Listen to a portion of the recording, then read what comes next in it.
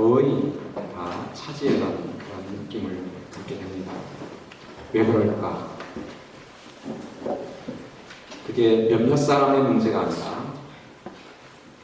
한국 교회의 많은 지도자들, 대부분의 지도자들이 말씀 앞에, 그리고 특별히 이 십자가 앞에 바로 서지 못한 우리 스스로의 문제가 아닐까 그런 생각을 하면서요. 저는 오늘 이 말씀을 먼저 머리로 이해해야 되겠지만 마음으로 듣기를 바라고 또 영으로 반응할 수 있기를 간절히 기대하는 마음으로, 어쩌면 본문의 내용 우리가 너무나 잘 아는 본문입니다.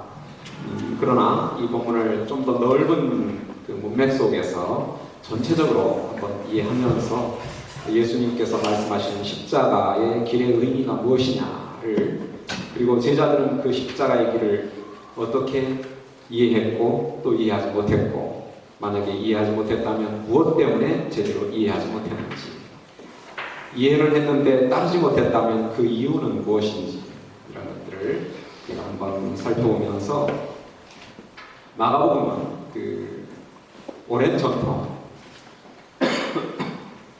그 2세기 초에 파피아스의 전통을 따르면 한 130년경의 교구인데요. 아마도 베드로가 마가에게 예수님의 교훈을 가르쳤고 이야기했고, 그 얘기한 바를 마가가 정확하게 기록했다라고 얘기합니다. 이 마가복음 이면에는 베드로가 굉장히 친밀하게, 긴밀하게 자리 잡고 있다는 것을 알 수 있는데요. 어쩌면 베드로는 자기 일생 중에 가장 숨기고 싶어하는 하나의 이야기, 그 이야기를 오늘 이 본문에서는 단어없이 마가에게 얘기했던 것 같습니다. 아마 마가에게 얘기하면서 너 이 얘기 결코 부드럽게 좀 원만하게 이렇게 쓰려고 하지 마라. 있는 그대로 써라. 다른 게 아니고 자기 자신을 예수님께서 사탄이라고 책망하시는 그 뼈아픈 책망. 베드로는 왜 자기의 그 부끄러운 얘기를 마가에게 기록해서 교회 성도들이 읽어야 된다라고 생각했을까?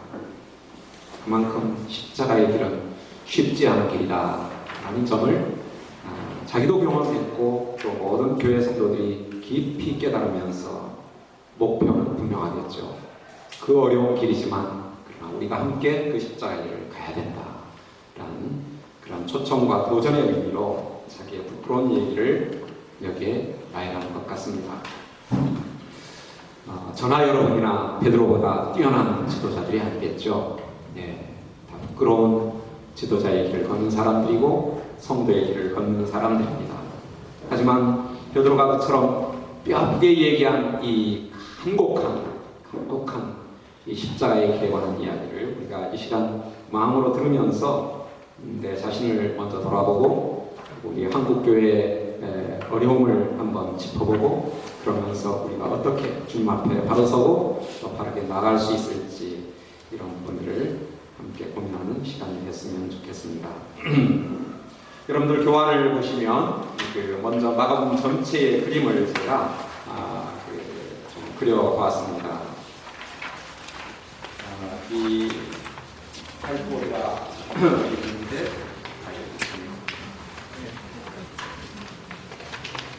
그림을 하나만 그리겠습니다. 이 팔보리가 끝나지 않다고 저에게 굉장히 양해를 구하셨는데 끝날 필요 없으니까 그림을 그릴까요? 마가복음 전체를 한번 우리가 그림으로 그려본다면 이렇게 세 단계로 그릴 수 있습니다. 여러분들이 아시는 대로 복음서는 연대기가 아닙니다. 복음서는 있는 그대로 이 연대기를 기계적으로 기술해 놓은 책이 아니고 예수님의 사역을 매우 과감하게 재구성해서 드라마화한 그러한 책입니다. 그 책 중에서 마가복음이 그러한 구성을 하나의 기본으로 제시를 했고요. 아마도 마태도 누가도 그러한 기본적인 뼈대를 그대로 받아들이지 않았을까 이렇게 생각을 하는데요. 자, 마가복음은 크게 세 개의 막으로 이루어졌다라고 얘기합니다. 제1막, 제2막, 제3막 이렇게 되는데요.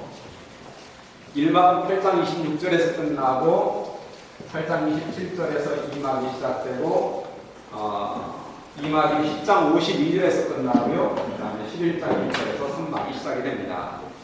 자, 이렇게 1막, 2막, 3막이 진행이 되는데 이 막은 여러분들 영국을 좀 아시는 분들은 뭐 영국 알 필요가 없습니다. 우리 그 옛날에 그 성탄절날 선국이라고 해서 했죠. 막을 칩니다. 왜 막을 치죠? 뒤에 뭐를 바꾸려고요? 배경을 바꾸려고. 막이란 배경 때문에 필요합니다. 자, 마가는 어쩌면 이 마가복음을 세 막의 드라마로 염두에 두고 구성했는지 모르겠습니다. 왜냐하면 각각의 막이 배경이 동일합니다. 그래서 제1막은 전체적으로 3년 넘는 기간 동안 예수님의 사역을 그리는데 그 모든 배경이 어딘가? 갈릴리입니다. 모든 이야기가 갈릴리에서 진행되고 있습니다. 한 번도 예루살렘에 올라갔다는 얘기가 없습니다. 요한복음에 보면 이 기간 동안에 적어도 한 3번 정도는 예수님께서 예루살렘을 오르락내리락 하시면서 사역하셨는데요. 마가는 그것을 아예 다 무시합니다. 3년 내내 갈릴리에만 있었던 것처럼 얘기합니다. 자, 그러면 제3막은 어디에서 이루어지는가? 3막은 예루살렘.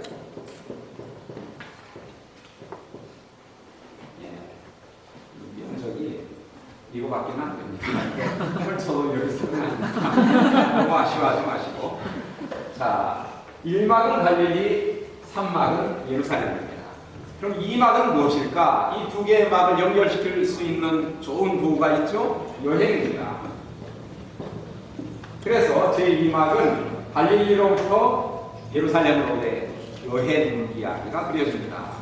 보다 정확하게 얘기하면 빌립의 가이사랴로부터 시작해서 예루살렘으로 이르는 그런 여행 가다입니다.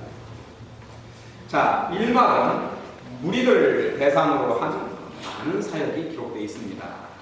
3막은 주로 이스라엘의 최고 지도자들, 대제사장들과 장로들과 서기관들과 대면하며 충돌하는, 그리고 결국은 거기에서 붙잡히시고 고난당하시고 그리고 죽으시는, 그러나 결론은 승리의 부활을 하시는, 이렇게 제3막이 이루어집니다. 그럼 이 2막은 무엇인가? 대상 지역은 갈릴리와 예루살렘이고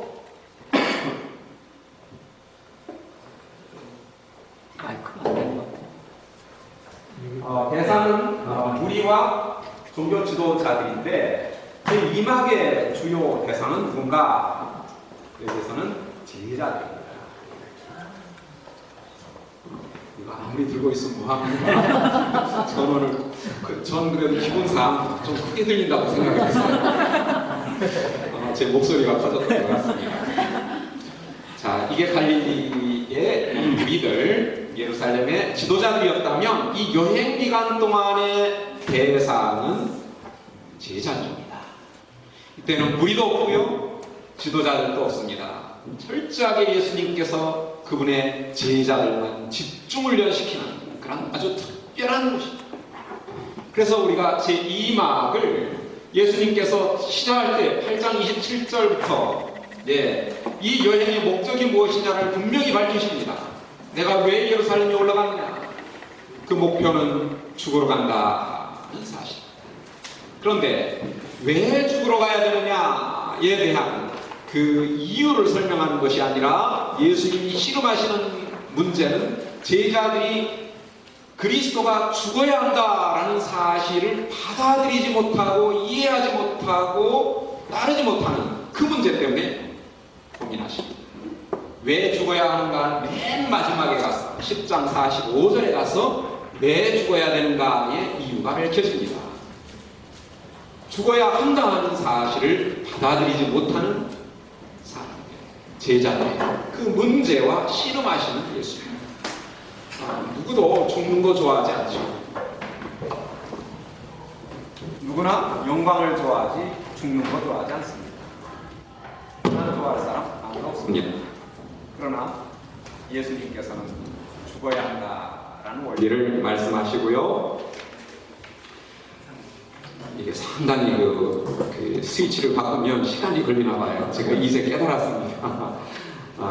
제가 가급적 여기 안 가고 여기서만 강의를 하도록 하겠습니다. 이 괴로움을 드리는 것 같아서.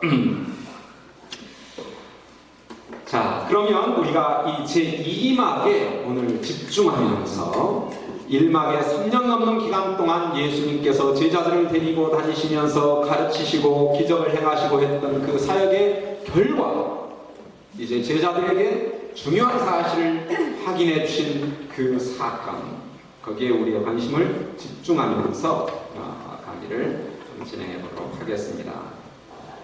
여러분들 교환을 보시면 첫 번째 그 네모 안에 들어있는 그 도표 다음에 또 하나의 도표가 있죠. 예, 구조입니다. 이 제2막에 해당하는 예루살렘으로의 여행, 그게 죽음의 길이요 십자가의 길이기 때문에 우리가 보통 제2막을 십자가의 길이라는 제목으로 부르곤 합니다. 상당히 긴 본문이라서 오늘 그 목사님께서 사회 오시면서 전체를 다 읽지 못하셨는데 강의에서는 전체를 가지고 우리가 좀 다루게 될 거고요. 자, 그러면 제2막의 시작이 8장 27절이고 마지막이 10장 45절입니다. 그런데 마가복음의 중요한 특징이 하나 있습니다.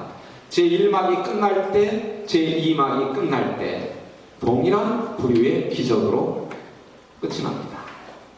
무엇인가 하면 눈을 뜨는 기적입니다. 맹인이 눈을 뜨는 기적으로 1막도 마무리가 되고 2막도 마무리가 됩니다.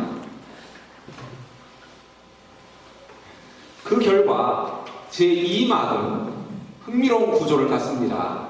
눈 뜨는 기적으로 시작해서 눈 뜨는 기적으로 끝나는 효과가 있습니다. 그러니까 이 결론은 앞 제1막의 귀결이면서 제2막의 보이대 역할을 하고 있습니다. 그래서 제1막을 통해서 제자들의 모습이 어떤 모습인가를 이 기적을 통해서 비유적으로 설명하시고, 그러면서 제2막에 들어가는 또 제자들의 상황은 어떤 모습인가를 연결하는 그런 연결 고리와 같은 역할을 하는데요. 그런데 그 첫 번째 기적이 아주 흥미롭습니다. 여러분들이 잘 아시듯이 이 기적은 마가복음에만 유일하게 나타나는 아주 특이한 기적입니다. 대부분의 마가복음의 기적들이 마태복음이나 누가복음에 나타나는데요. 이 기적은 마가복음에만 있습니다. 그러니까 마가복음의 구조 안에서 이 기적이 차지하는 의미가 굉장히 중요하다는 것을 우리가 좀 생각해 볼 수 있는데요. 8장 22절부터 26절에 벳세다 맹인을 치유하시는 기적입니다. 여러분들 제가 일일이 설명하지 않아도 이 기적의 내용을 어느 정도는 아시겠죠? 성경책이 없으신 분들을 위해서 제가 좀 설명을 드리면서 그럼 진행하겠습니다.